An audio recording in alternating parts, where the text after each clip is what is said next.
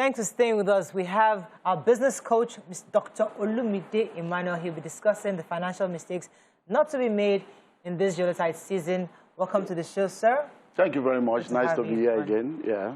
So the yuletide season is around the corner. People are going to be shopping, getting ready for the holidays. It's time to spend, you know. You save. I mean, my kids are telling me I want to buy a bicycle. I mean, I'm going to go and price a bicycle. Okay, now. And everybody's thinking about gifts and what they want to do.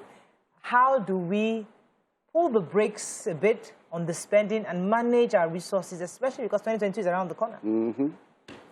Okay, well, thank you very much for having me. It's always a joy to be here. And like I've always started, are you people students in the School of Money?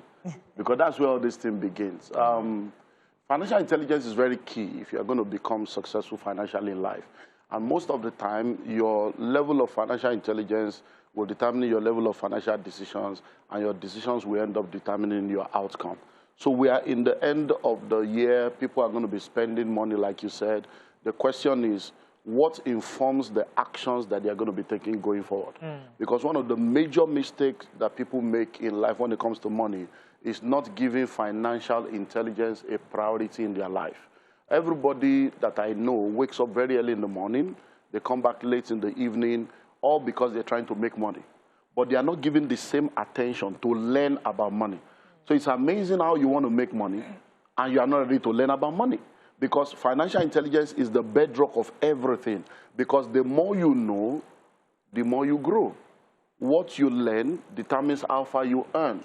So your learning capacity determines your earning capacity. So number one is, which is a mistake that we need to change, give financial intelligence a priority. Because once you you've been teaching us since January to now. We made the money. It's how to spend it. We are going there. Spend it with sense. Because, so you need to know so that you will not go and end up, because you see, December is here, but January is around the corner. Once you enter January, because the distance between Christmas, New Year, they are all less than 5 weeks old. By the time you come out on the other side, school fees is waiting for you, house rent is waiting for you. And then January is the longest month. So people need to understand that what guides that should be financial intelligence. There's what we call the 20, 40, 60 principle. In your 20s and your 30s, your decisions are based on what do people say, how will people feel, because that's where you are. By the time you get to your 40s, you don't really care what anybody is saying, because you are now realizing that, look, it's my life, I need to make decisions that better my life. By the time you now get to your 60s, you look back and realize that nobody was saying anything in the first place. You are just the one fooling yourself. You buy shoes that you don't need, and then you are wondering. Nobody comments, and then you say, you didn't see much. They say, you buy shoes. Because people are busy with their own life, but you think you are breaking news that people are listening to. So for this period, number one, live within your means. That's the first mistake that you must not get into. Live within your means. Make sure, because once your expenditure is greater than your income, your upkeep will become your downfall. If you wear tomorrow's clothes today, you'll be naked tomorrow. If you eat tomorrow's food today, you have no food. So in those days, we come up with Christmas clothes, Christmas chicken, Christmas this. Christmas is just another date. So don't kill you. So number one, live within your means. What you don't have, don't enter. Don't go and borrow and kill yourself because you want to please people that are not even realizing that you are there. So number one is live within your means. And now if you have financial intelligence and you have operated based on financial intelligence, one thing that must have been part of your life is budgeting. So you must have the budget in place. So the money for December, you shouldn't be worrying about December money in December. By January, you must have been prepared, okay, this will happen. So you start setting something aside for that December. So you want to buy anything in December, you want to do any get-together, you start saving the money from January. Because if you are a salary earner, your salary will not increase in December. It's the same salary.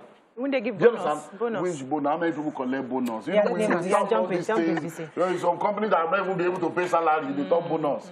How much the take home? That was because in the time of this oil and gas. Some companies still pay bonus. A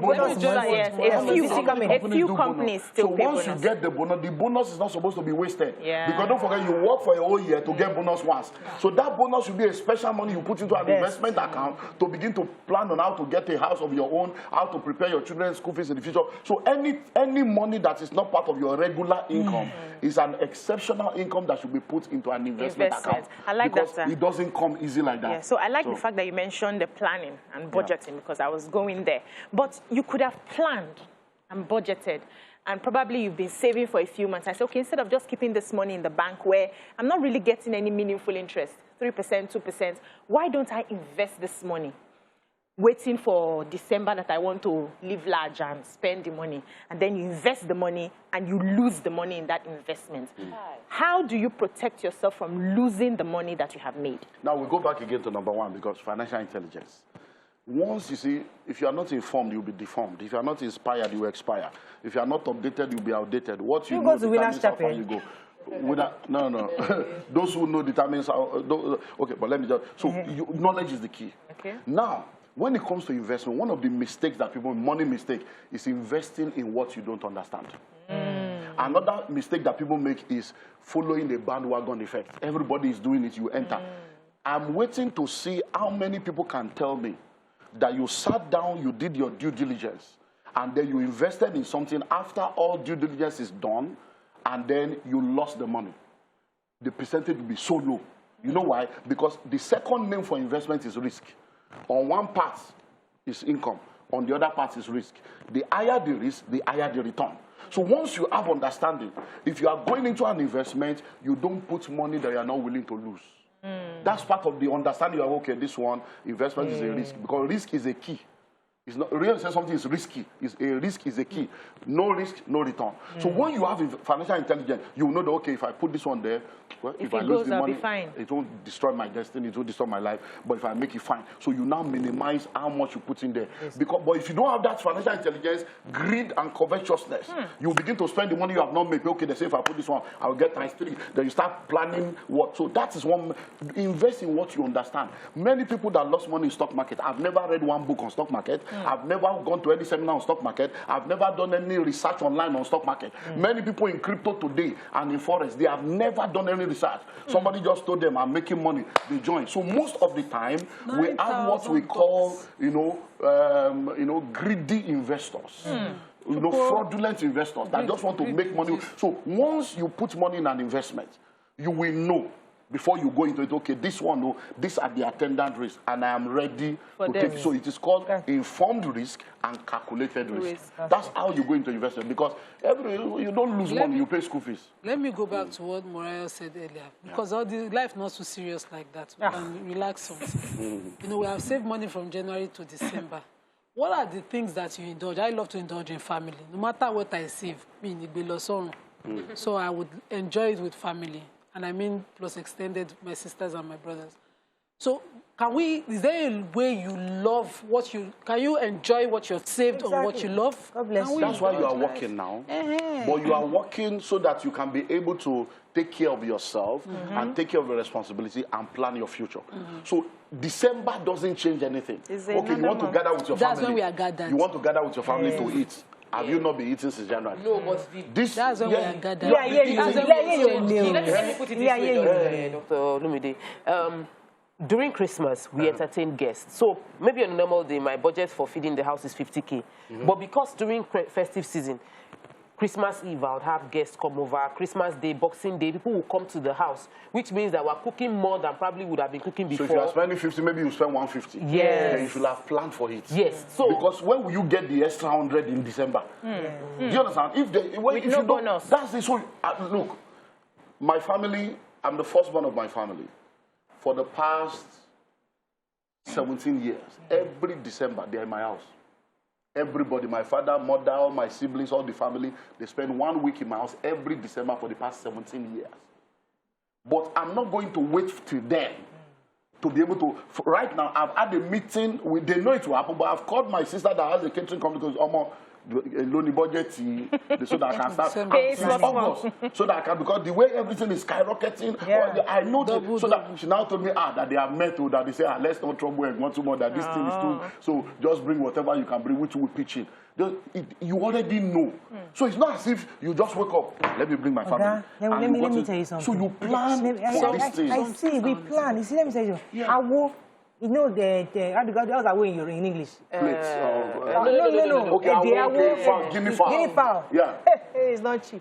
People, guests, when they come, that grilled guinea fowl, usually bread, gas, everything. You freeze about 10. So when the visitors come, you cut it. Snail, you put what everything. No, I mean for guests, December, those things are expensive. Yeah, I'm not doubting drinks, that. the fridge, you must have drinks constantly in the fridge. But the solution they don't, is the mechanic and everybody, hey, madam, rice on bag, bag of rice one bed, ororo one bed. You never said it. You have been aware since January. That's the point. That's the point. I'm not against it. You have been aware since January. The budget I budget is not enough to cover this cost. It's not enough. Do the one you can now. You see, when we talk about we want to make money, there are only two ways to make more money available to you. Number one, increase your income or reduce your expenditure. Wow. And these are time-tested universal law. It's not magic. If you don't practice it, it will never work. You will just be in the same cycle. The next thing you say is village people. If you know you need extra 200, from August, the way things are going, I did the same thing I'm telling you to do. In August, the way this one, there are things we can buy now that will not spoil. May I even Let me tell you something. sir? As of September, we have bought all the vegetable oil. As of September, we have 3 gas now waiting since September because of this information. Sir, may I even suggest the ones that we cannot buy, we have said, okay, after my budget, we have discussed this meeting in August. Yes, sir. May I even suggest you can't just be doing fire brigade thing. You don't even need to host all the time. You have been hosting for years now. Go and visit the people that have been visiting you this year. Lock your door. Carry your children and visit. Go and eat their make own. a list. One day here, one day here, one day here. It's the opposite. So now they don't visit everybody. I never. No, it's not that I want to start hosting people. Okay. Anyway, so but the children. So talking about children, because I have gotten to the point. I've ingested so much knowledge on financial planning. We don't do decoration. We don't do So my children now said that, how come we are the only ones that don't decorate our house for Christmas? How would a parent, understanding the sensitivity of the children you're raising, a parent watching, who is planning this budget, listening to you, budgeting, knowing their school fees, house rent, but also has children who are emotionally expectant, that they want gifts, and they want to go out and do something special. How do you do it? See, parenting is not a very easy thing, and we all have to be involved in what we call intentional parenting. It is the father and the mother that makes those decisions when the children are young. But children are not as young as we were young in our days. What we didn't know at 12, they now know at 5. So you need to begin to bring them into the financial discussion very, very early. And all this discussion you are having, everybody has it. I have the same discussion in my house. We still had this yesterday. My wife and my son, the baby of the house, my house and my baby of the house, they did the Christmas tree yesterday. And that Christmas tree, when I said, look, I don't believe in all this, it's waste of money. If you know you want to do it, let me know. If we buy this one now, we use it for 5 years. Not that you now come every year, there's one designer. So you have those discussions. So if your children wants to say, okay, they want to have this, they want to have that, where did they learn it from? They learned it from somewhere. You now sit them down. This is the Olumide Emmanuel family.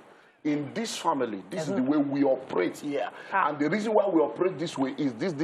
Because what children need is memory, good memories. So you as parents now sit down. What are the good memories we can give to our children that can help them to be able to have a good life without feeling out of place when they meet their peers? So for example, buying gifts for your children should not only be in December.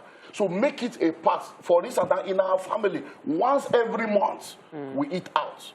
I used to do it every Sunday. Sunday, no cooking, but because of the level now, I cannot do that now. I don't eat anyway. So once every month, we eat out. So my son is the one that determines where we are going the next. Okay, this is skinny month, this is that. Whatever he says, we go. You are already building a memory. Brown, I hope you're it's not December. It's not December you now want to do something. So when you begin to train them, so let me understand what you just said now, Sam, because so you're saying that if a child is saying, all my friends they have Christmas trees in their house. And it comes to you as a planner, financial expert, knowledge. Well, I can't afford tree. Call a meeting and say, okay, every day we'll be singing Christmas songs in our house. We find a substitute in our own culture. This is what we're going to be doing for Christmas, but we cannot do tree. Create something that is memorable for that child. That's all. That's all. Because most of the time, let me ask you a question. When you were growing up, was it the Christmas tree you remembered? or the Christmas clothes that you remembered, or how you were treated when you were young? I remember everything. Yeah. No, my father's birthday was December 5. My mother never had so my birthdays. Because you have Christmas food, there's no gift on that. My mother was a Muslim. Yeah. My mother was a Muslim. We always had a Christmas tree. My father's birthday was December 5. By December 1, that tree must go up because she's preparing for that daddy's 5th birthday. So we know that with the tree. Muslim woman know, but that tree was standard in our house. So I do tree. Something worries me because now my children, two of them, over the years, over the weeks now, this conversation is repeating itself. Okay. Buy from, no, we don't do trees. Okay. No, they see it in my neighbor's house. I will explain it. So, why buy for me? Mommy buy that for me. You and daddy will buy this for me. I was like, where is this buy conversation coming from? I think the entitlement is starting. That, you know, my parents will just buy it. Yeah. And I know my parents, when this conversation, I hated it, but I'm not a parent too. Yeah. So, am I the one giving them, or are we raising them in a way that you have not done anything wrong? You are a parent, they are children. It is normal of children to expect of them because they didn't bring themselves to you brought them. It is now you that will educate them and sit them down to say, come, this. And once you explain, they will get it. I'll give you an example. We're traveling next week to Rwanda. When we went to Rwanda in August. When we went in August, I had my ticket, my wife's ticket was ready, my son's ticket was ready, but our passport didn't come out because the passport office had this issue. So it was only me and my son that had to go. So I bought business class for myself and my wife, economy for him. This was an 8-year-old boy. He's flying economy for the first time in his life. So I had to take him through an education. I said, hey, so this airport we are going now, you know we always sit down together. This one, we are not sitting together again. Everybody. You are now 8, so you understand this. So because, you see, the money we are using to buy this guy is my money, it's not your money. Do you understand now? It's my money, not your money. So from now, till you can afford business class by yourself, no more business class for you. Bam. Do you understand now? So we went on that journey, and I said, look, I'm going to be in front, you'll be at the back. You can still come and see me, I'll come and check on you. It was good. We went, we came back, it was okay. Now, we are going back again, and I'm doing business class, my wife is doing business class, he's doing economy. But because she's not going with us, she's not asking, so he will now sit at the back and we'll sit in front. I say, woman, whatever story you want to say, me and the boy, we have had a meeting. We are if you don't like it, ask the money and pay and upgrade your son. Now, two of us born now. Yes, we like that. So and the guy doesn't have any problem. Yes, of course. If you teach children, they will do it. My children, my firstborn is 23 now, and from young, she knew. When she comes to me, I told her, I said, look, money is not that we don't have the money. But there are so many things. You will still grow. You go to let me throw further. So when she's asking for me, say, Dad, is it in the budget?